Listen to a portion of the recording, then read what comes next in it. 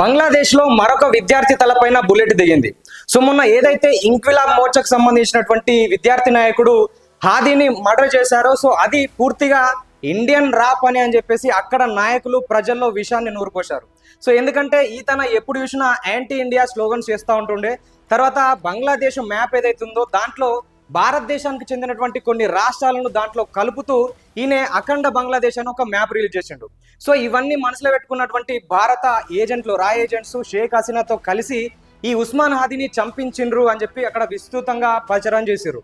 So ఈయన ఒక్కడే కాదు, అంటే మహమ్మద్ యూనిస్ ఒక్కడే కాదు, అక్కడ ప్రతిపక్షాలు ఏవైతే ఉన్నాయో సో వాటన్నిటినీ కలిపి ఒక మీటింగ్ పెట్టి మరి ప్రజలకు ఈ విషయాన్ని నూరుపోసిండు.